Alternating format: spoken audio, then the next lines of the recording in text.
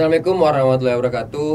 Selamat datang di Riau Podcast, di mana acara rutin kita pada kali ini yaitu podcast. Nah, sebelumnya perkenalkan, nama saya Agung Surya Maulana, di mana kali ini saya yang akan membersamai acara podcast kali ini tentang tema pendidikan. Nah, kali ini kita kedatangan narasumber dari alumni UINSUSKA Riau, yaitu S1 Pendidikan Bahasa Indonesia, Mas Wisnu Aji Septi Pertama. Selamat datang Mas Wisnu. Nah, boleh sedikit memperkenalkan diri Mas Wisnu?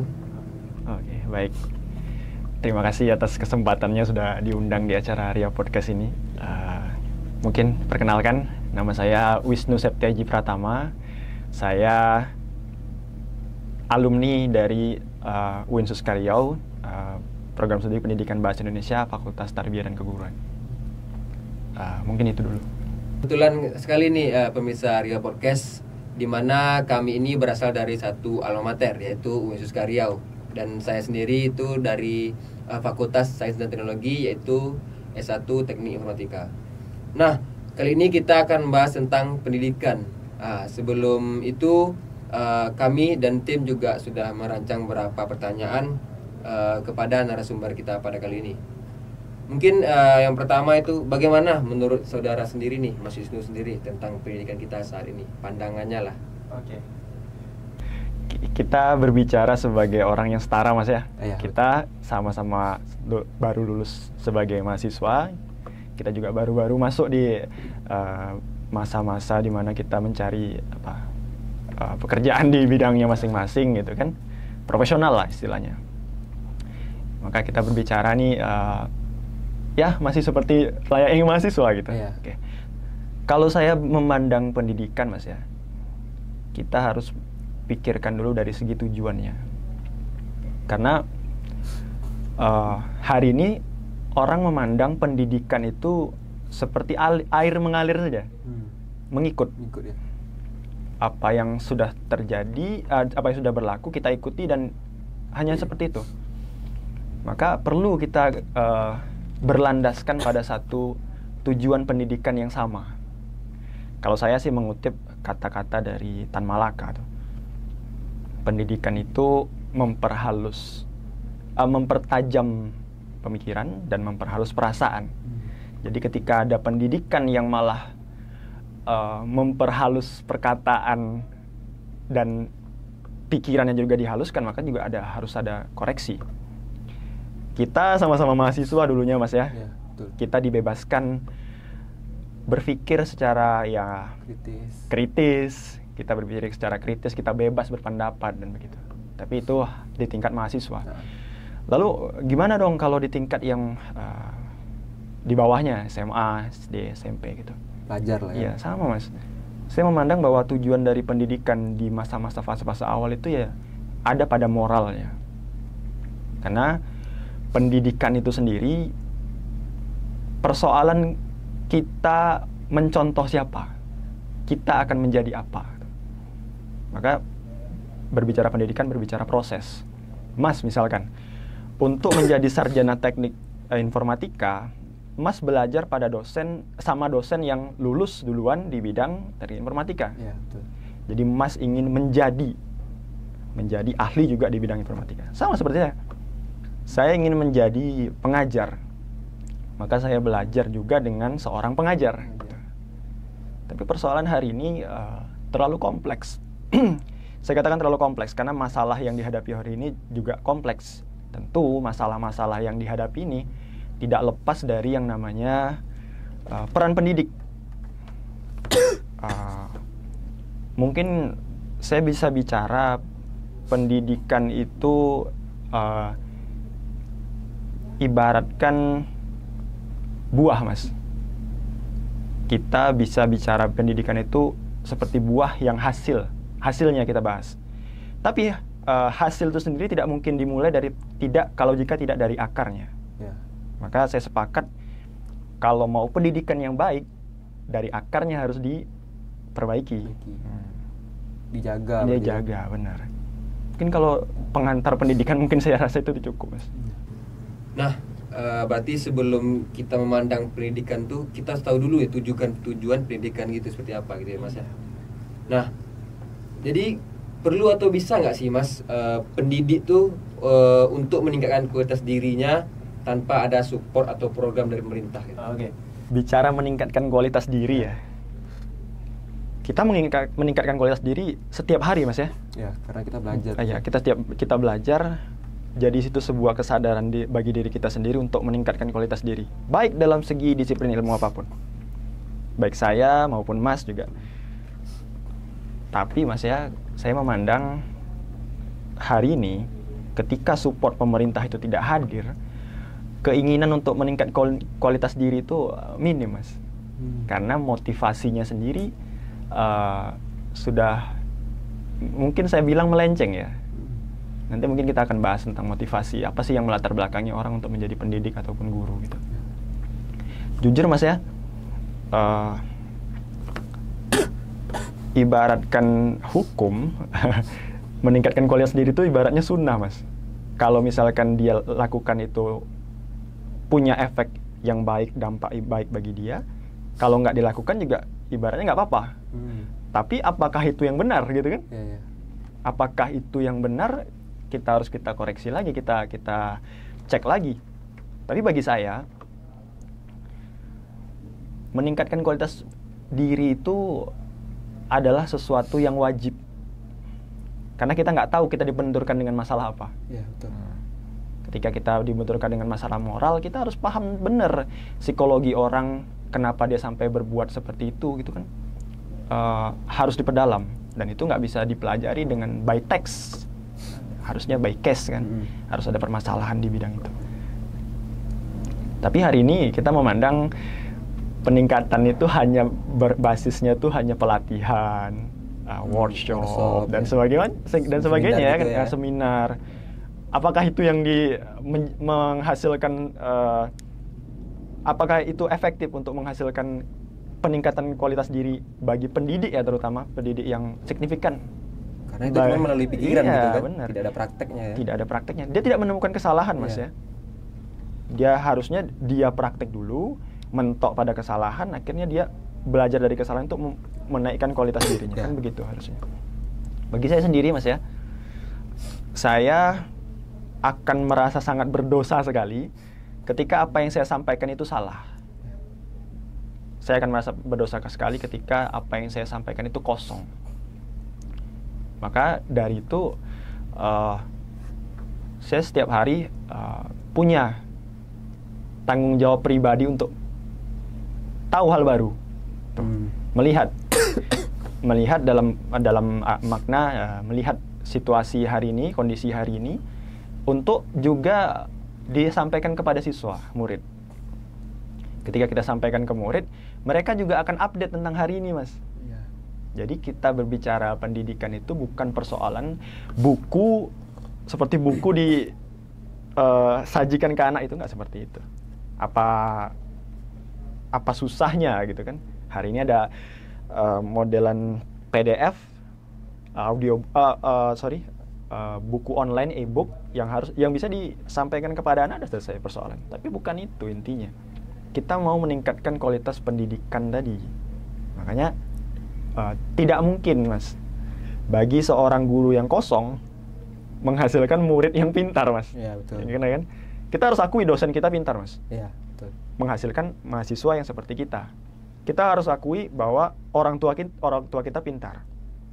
Sehingga menghasilkan garis keturunan yang pintar juga gitu. Tapi saya bicara soal orang tua tadi, saya mikir ada satu topik yang menggelitik soal sulitnya mendapatkan akses pendidikan, Mas. Dari orang tua? Dari sosial sekarang. Sosial. Oke. Saya mungkin cerita background saya. Ya, boleh. Saya lahir di daerah di Indragiri Hulu. Di Inhu itu, Mas, alamnya kaya. Oke, alamnya kaya. Sawit di mana-mana. Itu udah diakui oleh semua orang bahwa sawitnya di mana-mana, alamnya kaya. Tapi tidak berbanding lurus dengan tingkat pendidikan di sana. Kok saya ngelihat sekeliling saya ini sawitnya luas, tapi kok anaknya cuma sampai SD? Mas pernah nggak jumpa sekeliling Mas kayak gitu? Yeah. Jadi saya mikir, pendidikan ini bukan soal uang aja, tapi soal kemauan. Soal kemauan untuk lepas dari kondisi keterikatan yang sekarang. Hasilnya apa Mas? Ya ini mohon maaf aja ya. Bukan saya menyudutkan daerah saya sendiri. Ketika seminggu lalu saya pulang, itu teman saya itu ketangkap dalam tanda kutip narkoba. Dia lulusan SD waktu itu. Dia lulus SD, SD-nya nggak tamat. Karena saya akhirnya tidak sefrekuensi, akhirnya saya meninggalkan tuh teman-teman saya yang sekitarnya itu, karena saya menganggap ini sesuatu yang buruk bagi saya. Maka saya dengar kabar kalau dia ketangkep gara-gara narkoba, itu sangat miris sekali bagi saya gitu kan. Untuk fasilitas sendiri gimana sana? Iya, benar. Kurang juga. Gini Mas ya, kita berbicara sekolah di daerah itu pasti beda kualitasnya dengan sekolah yang ada di kota. Di sini akses dekat Mas. Ya. Jarak 5 kilo ada SD lagi gitu. Jarak 5 kilo ada SD lagi, internet di mana-mana, benar kan? Internet di mana-mana, pustaka ada beberapa, ada Suman HS ada yang di dekat sini ada juga lagi kan Effendi, Tanas Effendi juga ada perpustakaan. Dan setiap sekolah rata-rata ada perpustakaan. Setiap juga, sekolah ada perpustakaan, setiap universitas ada sekolah, ada perpustakaan dan lain sebagainya. Jadi akses terhadap pendidikan itu gampang. Tapi beda dengan kasusnya di daerah-daerah, benar. Jadi uang itu tidak menjamin ternyata Mas. Kekayaan dari satu daerah, kekayaan alam dari satu daerah, tingkat kemapanan ekonomi dari satu daerah tidak menjamin kualitas pendidikannya bagus. Saya lah contohnya. Saya lahir dari keluarga yang saya bilang kurang lah Mas. Untuk saya sampai ke tahap kuliah ini saja pengorbanannya luar biasa. Tapi saya percaya bahwa ketika kita mau berpikir, ketika kita mau lepas daripada perbudakan, kalau bisa kita bilang kita diperbudak sistem nih Mas. Iya betul. Kita nggak bisa munafik kalau kita bilang kita nggak diperbudak sistem. Kita diperbudak sistem. Teknologi gitu. Iya, kita diperbudak sistem. Bagaimana sistem pendidikan di daerah itu tidak membuat anak itu mau terpantik pikirannya, terbuka pikirannya untuk bisa ternyata pendidikan itu lebih penting daripada uang. Enggak Mas, mereka pikirnya uang adalah segalanya begitu. Mungkin itu sih Mas. Tentang peningkatan diri tadi ya, peningkatan kualitas diri tadi ya. Berarti di sini Mas Wisnu bukan berarti menjelekkan atau daerahnya masing-masing, itu kritikan untuk pemerintah lah, gimana pendidikan kita di daerah-daerah itu bisa maju gitu. Seperti juga yang di Papua sana yang masih banyak yang mau belajar mendidik gratis gitu kan.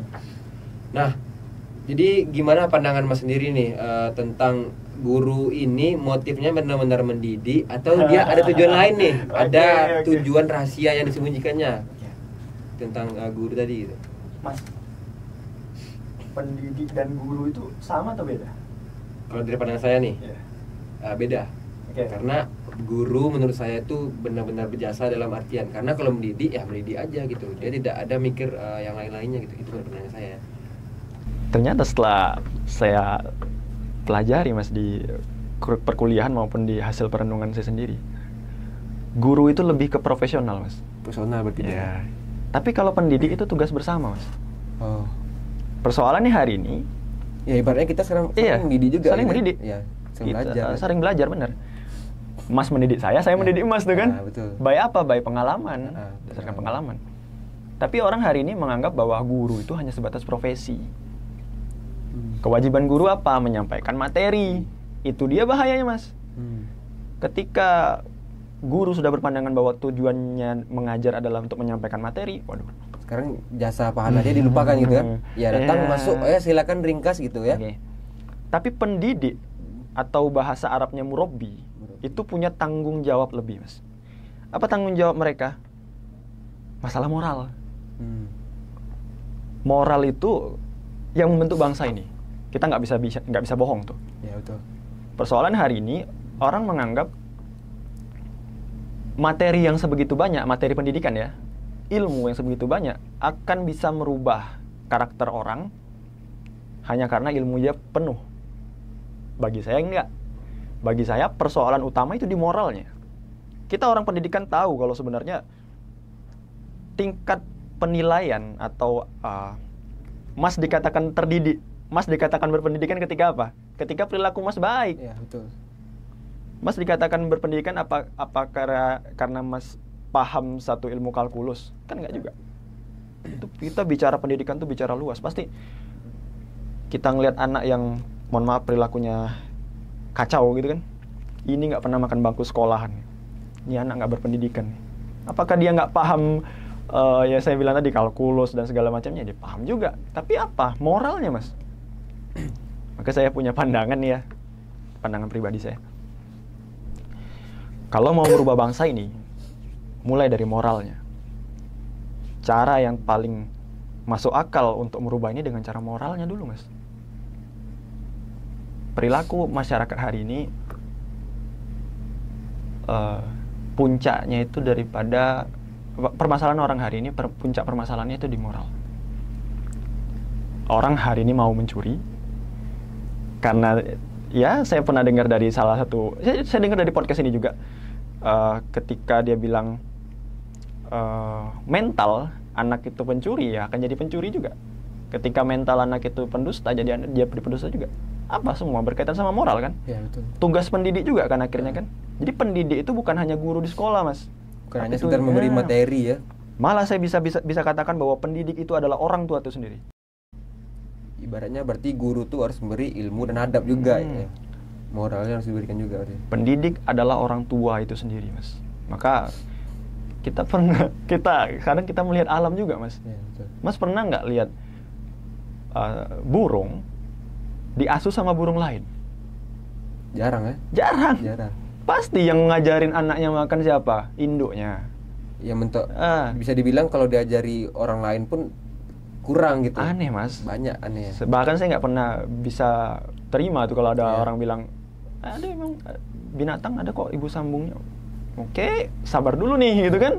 Nggak pernah tuh saya lihat di alam yang seperti itu. Kita harus melihat kondisi alam kan. Alam inilah yang benar. Maka kita harus belajar dari alam. Ketika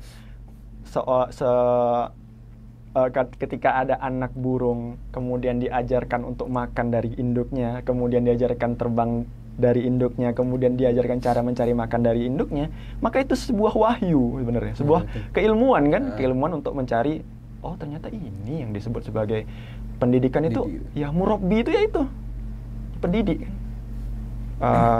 Balik lagi ke topik utama tadi, Mas, soal motif ya.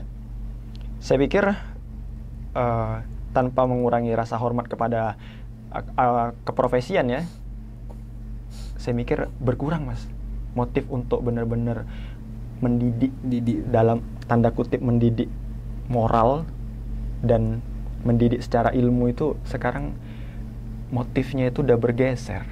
Motifnya sekarang kesejahteraan daripada profesi itu tadi masing-masing. Mungkin itu sih, Mas, bisa saya sampaikan.